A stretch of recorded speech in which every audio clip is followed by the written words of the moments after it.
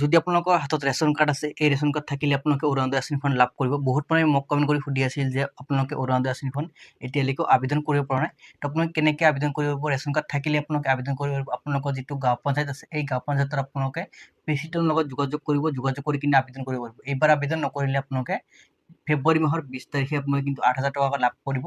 আবেদন কৰক, আবেদন কৰিলেহে আপোনালোকে এই টকাটো লাভ কৰিব। তো আহক এই ফৰ্মখন কেনেকৈ ফিল আপ কৰিব দেখুৱাই দিম। ফৰ্ম আছে এই ফৰ্মখন আপোনালোকে ফিল আপ কৰিব লাগিব। ফিল আপ কৰি আপোনালোকে ডাইৰেক্টলি আপোনালোকে 8,000 টকা লাভ কৰিব পাৰিব। বহুত মানুহে কিন্তু ভাবি আছে যে আমি এতিয়ালৈকে অৰুণোদয় আঁচনিখন লাভ কৰা নাই। তো যিসকল মানুহে ভাবি আছে এই সকল মানুহে আপোনালোকে অৰুণোদয় আঁচনিখন লাভ কৰিব পাৰিব।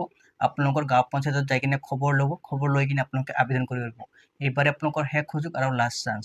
কি ডকুমেণ্টছ লাগিব? প্ৰথমতে ৰেচন কাৰ্ডখন লাগিব আপোনাৰ, আৰু আপোনালোকৰ যিটো আধাৰ কাৰ্ড আছে এই আধাৰ কাৰ্ডটো লাগিব, আৰু আপোনালোকৰ ভোটাৰ কাৰ্ড লাগিব, আৰু আপোনালোকৰ যিটো এক্টিভ থকা মোবাইল নম্বৰ আছে এই মোবাইল নম্বৰখন লাগিব, আৰু আপোনালোকৰ বেংকৰ পাছবুকখন লাগিব। এইখিনি বস্তু আপোনালোকে লগত লৈ যাব বা আপোনালোকে জেৰেক্স কৰি কিনে লৈ যাব। আপোনালোকে ফৰ্ম দেখা পাইছে অৰুণোদয় 3.0 এপ্লিকেশ্যন ফৰ্ম।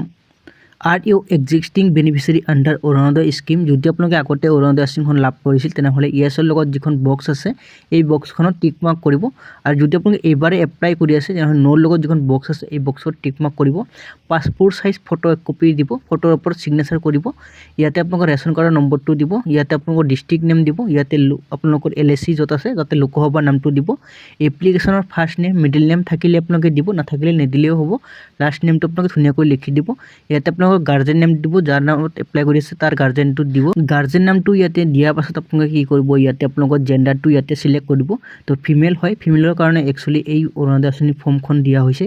তো ইয়াতে ফিমেল চিলেক্ট কৰিব। ইয়াতে আপোনাৰ ডেট অফ বাৰ্থটো ধুনীয়া কৰি ইয়াতে আপোনালোকে লিখি দিব। ইয়াতে আপোনালোকৰ দ্বিতীয়তে আছে ইয়াতে আপোনালোকৰ ব্লক, তাৰপাছত আপোনালোকৰ গাঁও পঞ্চায়ত নাম ইয়াতে লিখি দিব। ইয়াতে আপোনালোকৰ গাঁওখনৰ নাম ধুনীয়াকৈ লিখি দিব।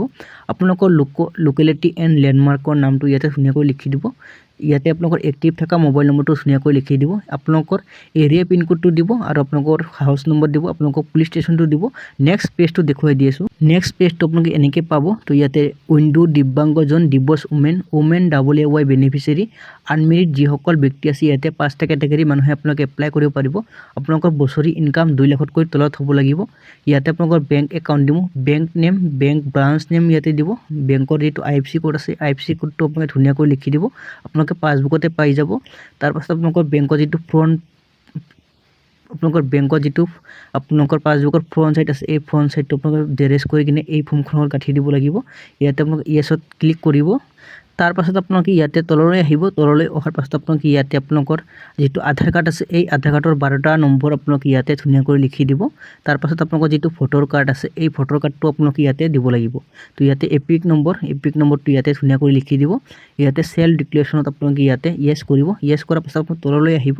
তললৈ অহাৰ পাছত আপোনালোকে ইয়াতে যিসকল মানুহে চিগনেচাৰ দিয়ে এইসকলে চিগনেচাৰ কৰিব, আৰু যিসকল মানুহে থাম্ব ইউজ কৰে এইসকল মানুহে থাম্ব দিব। নেক্সট পেজটো দেখুৱাই দি আছোঁ। নেক্সট পেজটো আপোনালোকে এনেকৈ পাব। চেল্ফ ডিক্লেৰেশ্যন ফৰ্ম হয় অৰুণোদয় 3.0। তো ইয়াতে আপোনালোকৰ নাম দিব। নাম দিয়াৰ পাছত আপোনালোকে ইয়াতে গাৰ্জেন নেমটো ইয়াতে ধুনীয়াকৈ লিখি দিব।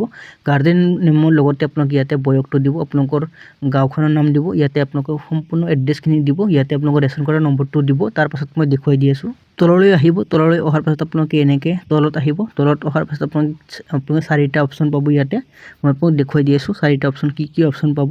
তো ইয়াতে আপোনালোকে 4টা অপশ্যন আপোনালোকে বাধ্যতামূলক এইখিনি আপোনালোকে কাম কৰিব লাগিব। বেনিফিচিয়াৰী নেম, বেনিফিচিয়াৰী চিগনেচাৰ, কোনটো ডেটত এই ফৰ্মখন জমা দিব এই ডেটটো আপোনালোকে ইয়াতে ধুনীয়াকৈ লিখি দিব, আৰু আপোনালোকৰ গাঁওখনৰ নাম লিখি দিব। তো অৰুণোদয় আঁচনি ফৰ্ম ফিল আপ কৰা হৈ গৈছে।